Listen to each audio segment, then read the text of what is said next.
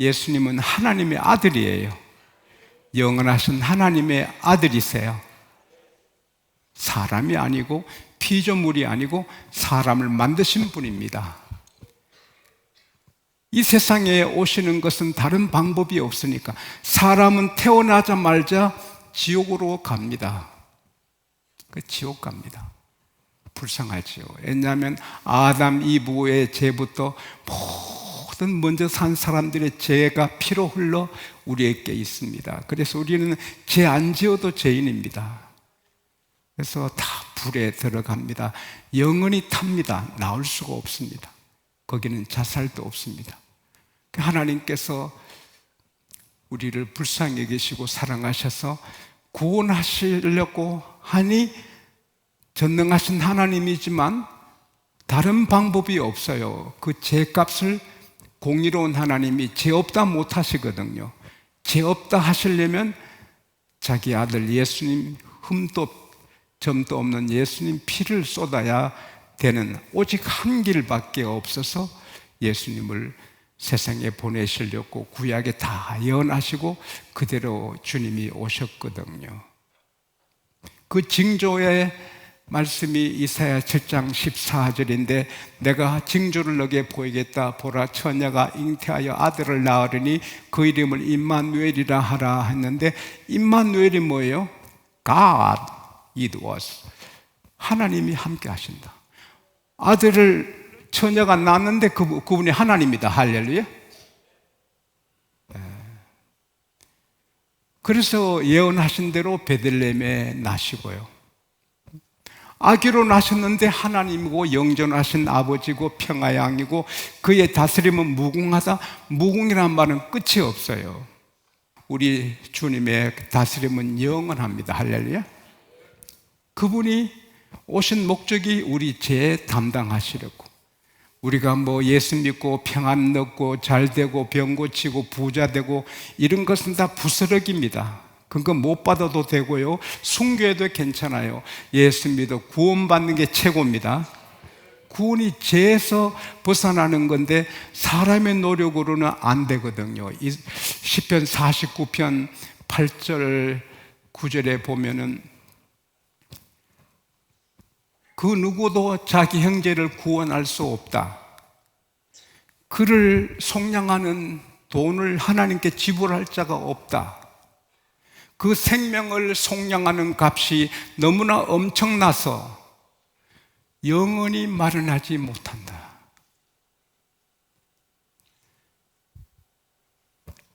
히말리아 산맥이 다 금덩어리라 해도 한 사람의 생명을 구원할 수 없고, 한라산이 다 한 개의 다이아몬드라 해도 한 사람의 죄값을 청산할 수 없어요.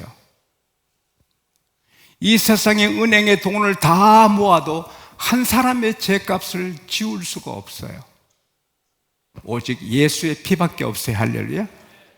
그래서 세례요한이 예수님을 보시자마자 감격해서 보라, 세상 죄를 지고 가는 하나님의 어린 양이로다. 감격했어요.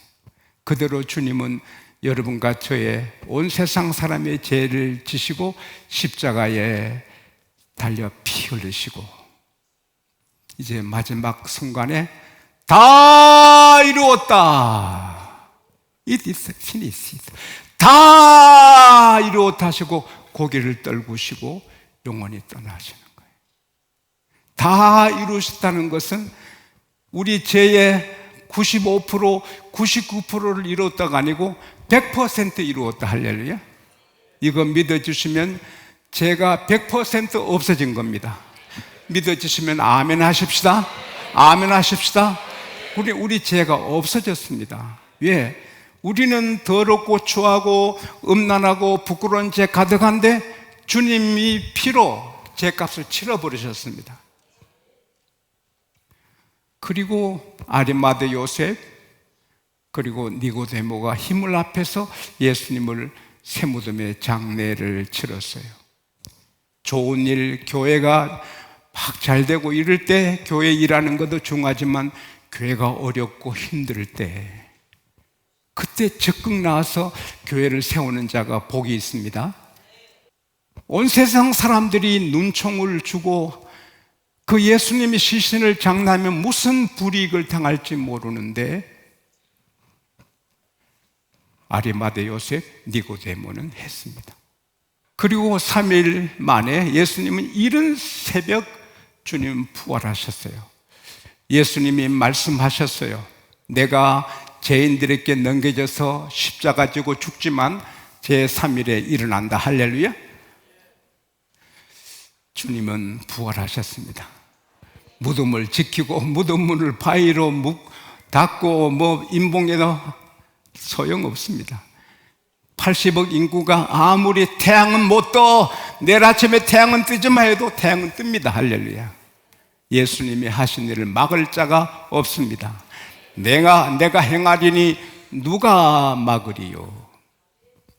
아무도 막지 못합니다.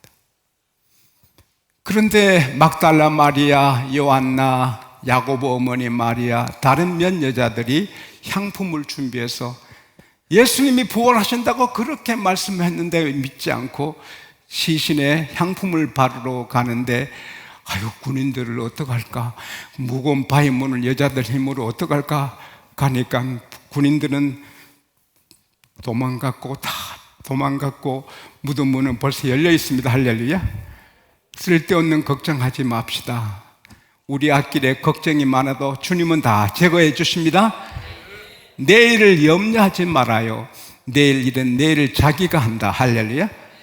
그래서 무덤 문은 열려있고 군인들은 없고 감싸고 들어가니 예수님이 시신이 없습니다. 아이고, 주님 시신이 없네. 그러는데 그거 기뻐할 일인데 걱정합니다. 이 일을 어떡하나, 누가 시신을 치웠나 그러고 있는데 빛나는 찬란한 옷을 입은 두 천사가 나타나니 그 무덤이 더 밝아집니다. 찬란한 옷을 입은 두 천사 보고는 두려워서 땅에 엎드리고 얼굴을 땅에 대고 못 일어납니다. 천사들이 말합니다. 어찌하여 살아계신 분을 죽은 자 가운데서 찾느냐? 갈릴리에서 예수님 하신 말씀을 기억하지 못하느냐? 내가 죄인의 손을 옮기고 십자가에 달려 죽지만 3일 만에 부활하리라 하신 말씀을 기억 못하느냐? 그때 이 여인들이 기억하고는 기뻐서 달려가서 11제자하고 또 많이 모여있는 그리스도인들에게 소식을 전합니다. 그러나 그들은 시군통합니다. 헛된 소리 하는구나. 예수님이 부활하셨다고? 천사들이 말했다고? 말도 안 되는 난센스. 무의미하게 듣습니다. 그러나 베드로는 달려갑니다. 확인하니 정말 예수님 시신이 없습니다. 그런데 그 중에 두 제자가 아이고, 예수님도 끝나셨고 우리도 이제 끝났다. 집으로 가자. 그리고 엠마오로 내려갑니다. 엠마오로는 25일인데 정확하게 보면 11km입니다. 11km를 가면서 어깨 축 늘어뜨리고 아이고, 우리는 예수님이 이스라엘을 속량할 구세주로 믿었는데 이게 무슨 일인가? 이래 가는데 어느 사이에 예수님이 오셔서 같이 걷고 계십니다.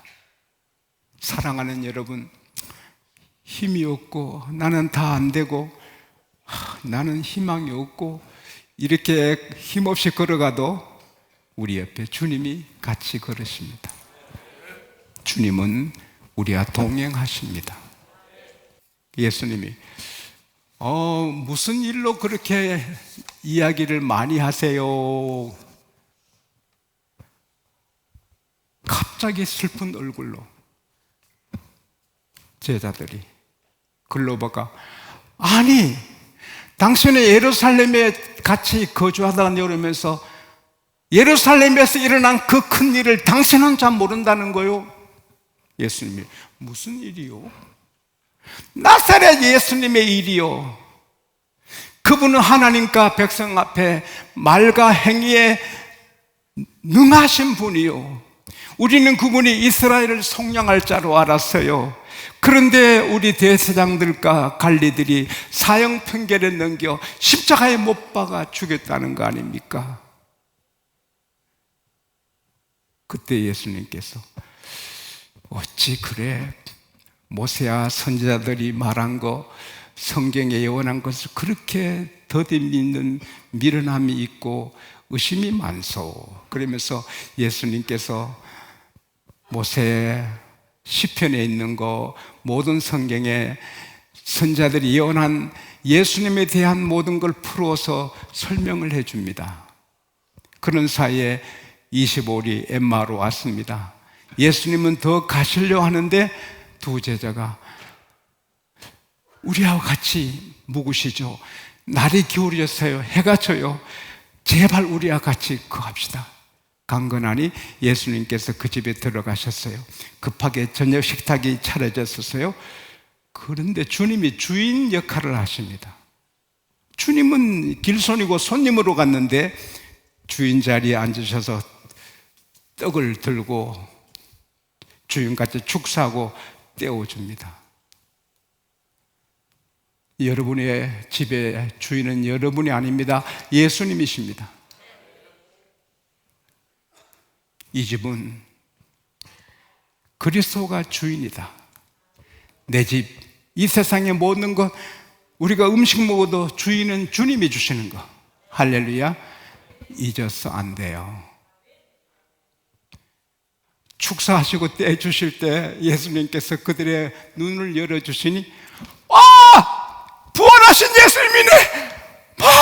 기뻐합니다. 그러고 보니 예수님이 벌써 사라지셨어요. 사라지셔서도 계시는 겁니다. 할렐루야. 사마리아 여인이 예수님 구세주 메시아인 줄 알고는 물길 났다가 물동이 버려두고 막 달려가서 내가 만난 예수님이 메시아가 아니냐 전한 것처럼 이 두 제자가 여인이 물동이 버리듯이 저녁 식탁 자리 버리고 점프하여 용수절처럼 점프해서 예루살렘으로 달려갑니다. 내려올 때는 시리에 빠지고 희망이 없는데 희망이 넘치고 아침에 떠오르는 태양처럼 희망 넘치고 가슴이 설레이고 빨리 가서 부활하신 주님 이야기를 전해야지. 25일을 마라톤 선수처럼 막 달려갑니다. 가니까 11 제자하고 또 모여있는 사람들 서로 예수님 부활하셨다고 베드로에게 나타나서 서로 얘기합니다. 그때 가세에서 우리도 부활하신 예수님 만났어요. 우리도 만났어요. 그렇게 합니다. 그때 예수님이 나타나십니다. 평강이 너에게 있을지어다. 제 아들은 놀랍니다. 놀라지 마라. 이 손 봐라. 발 봐라. 허리 봐라. 너 먹을 거 있냐? 생선 토막 내놓으니 드십니다. 제 아들이 기뻐합니다. 두 번째, 이 부활절에 주시는 주님의 교훈 메시지는 우리가 깨닫지 못해도 주님은 우리와 같이 걸어가십니다. 제자들이 깨닫지 못해도 주님은 같이 걸어가십니다. 요한복음 21장에 보면은 제 아들이 고기 잡는데 예수님이 보고 계셔서 모르고 고기 잡습니다. 안 잡힙니다. 얘들아 좀 잡았니? 아니요. 그물을 좀 오른쪽에 던져봐라. 가득 찼습니다. 주님이시네. 우리가 깨닫지 못하고 느끼지 못해도 주님은 같이 계십니다. 한경기 목사님을 괴롭히는 장로님이 있었습니다.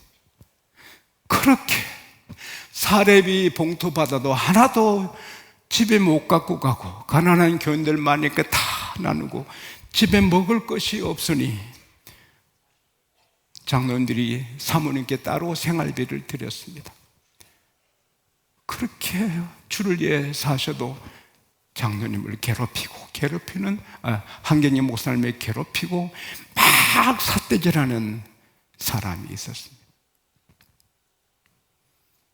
한 목사님이 괴로워 어렵고 힘들고 그러다가 신비로운 환상을 봅니다. 자기가 지쳐서 앞으로 팍 넘어지는데 큰 손이 떡 받쳐줍니다. 가다가 또 이쪽으로 넘어지는데 어느 사이 이쪽에서 큰 손이 일으켜 줍니다. 자기 넘어지는 쪽에서 큰 손이 일으켜 줍니다. 그 손은 주님의 손입니다. 목회 내 혼자 하는 게 아니다. 어려워도 하나님이 함께 하신다. 할렐루야. 그래서 힘을 얻어서 영락교회를 이루셨잖아요. 주님은 왜 우리와 함께 하십니까? 사랑하시기 때문에. 사랑을 얼마나 하신지 우리가 알 수 없을 만큼 사랑합니다. 데살로니가 5장 10절에 우리 주님께서 우리를 위해 죽으사, 제가 손자를 사랑하지만 손자에 죽을 수 있는지는 모르겠어요. 근데 주님은 우리를 위해 죽으셨어요. 그리고 우리로 하여금 깨든지 자든지 함께 살려 합니다. 할렐루야. 우리 주님은 우리가 자는 시간에도 같이 계시는 거예요. 왜? 사랑하시기에. 또 보호하십니다. 사과나무 가지치기 안 하면 돌사과나무 되잖아요. 아무리 좋은 과일나무도 가지치기 안 하면 돌과일이 되잖아요. 가지칠 때 아프지요. 아야 아프지만 하나님이 지용수를 가지치고 여러분을 가지치고 때로는 병을 주시고 때로는 안 되게 하시고 모욕을 당하게 하시고 그래서 우리를 다듬어 큰 힘을 만들어 주시는 거예요. 이 종이 그대로 두면 얼마나 날겠어요. 이거 편하게 두면은 날지도 못해. 그러나 주름살 잡아가지고 비행기 만들면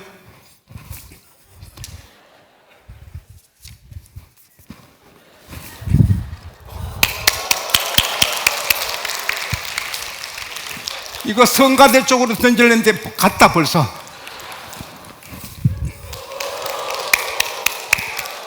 와, 종이가 주름 잡히고 구겨져야 멀리 가지요. 우리가 아프고 상처받고 잘 안 되고 자식이 어려운 일 할 때 겸손하고 기도하고 가는 거지요. 주님은 우리 사랑하지만 사랑해서 가지치기를 하는 거지요. 그리고 주님이 같이 걸어가신다는 건 결국 천국으로 가는 겁니다. 할렐루야. 교회 가고 집에 가고 교회 가고 집에 가고 직장 가고 지용수가 이 시에 살아도 내 가는 곳이 어딥니까? 교회 집, 교회 집. 어느 식당에 갑니까? 어디 커피숍에 갑니까? 우리는 주님과 함께 가니 주님 가시는 곳에 갑니다. 할렐루야. 저는 서울의 남산 산책로를 걸으며 기도하는 게 굉장히 제게 중요해서 서울 가면 꼭 2시간을 걷는데 늘 만나는 사람들이 배려의 길, 한가운데 배려의 길인데 거기에 안 못 보시는 분들이 이렇게 운동을 하신다고요. 그러나 막 뛰는 사람이 있어요. 그 사진을 내가 못 찾았는데 계속 매일 뛰는 청년들이 둘이 있어요. 맹인인데 거침없이 배려의 길을 안 두고 보통 길로 뛰. 왜? 그 눈뜬 친구하고 보지 못한 분하고 여기 한 50cm 밧줄을 묶어서 같이 뜁니다. 걱정 없습니다. 예수와 믿는 사람은 이분 같습니다. 인생은 어디로 가나? 인생은 어디로 가는가? 어디로 왔다가 어디로 가는가? 그러나 건강한 분하고 같이 된 사람은 시원하게 갑니다. 우리는 내일을 모릅니다. 5분 뒤를 모릅니다. 그러나 주님은 다 아시고 우리를 인도하십니다. 할렐루야.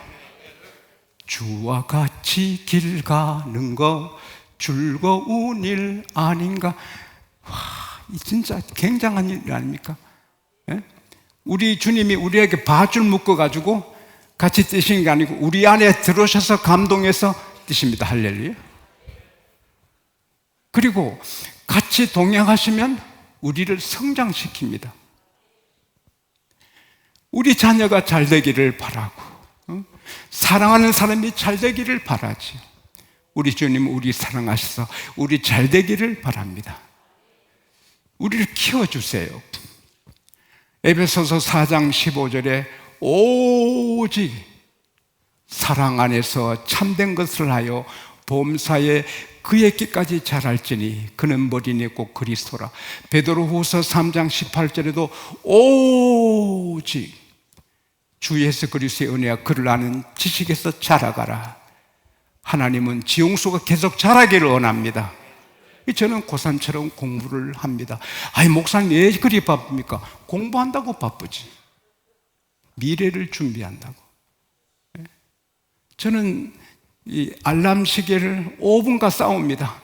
5분 더 자고 싶은데 이러면 5시간 자고, 5시간 5분 자고 싶고, 아이고 의사님은 8시간 자라 했는데 매일 밤에 알람 시계에 맞출 때 싸웁니다. 5분 더 자려고. 왜? 성령은 키워주십니다. 할렐루야. 자꾸 우리를 키워줍니다. 계속 커야 되는 것입니다. 물론 골로새서 1장 19절에 하나님이 자라게 하심으로 자라게 된다. 할렐루야. 하나님 우리를 자라게 하신다. 그런데 우리도 할 일을 해야 됩니다. 회사의 사원이면 자라야 됩니다. 부장님이 됐으면 자라야 됩니다. 사장이 됐으면 자라야 돼요. 5장님, 6장님, 7장님으로 자라야 됩니다. 회장이 됐으면 자라야 됩니다. 사업도 키워나가야 됩니다. 교회도 부흥해야 됩니다. 교회도 키워나가야 됩니다. 우리 주님은 우리를 키워주시고요. 그리고 결국은 항상 주님과 함께 걸어가니 주님 닮아요. 입의 말이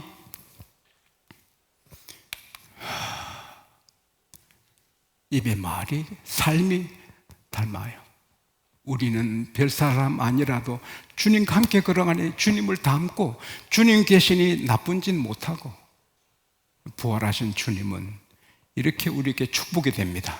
마지막으로 따라합시다. 부활하신 주님은 전능하시다.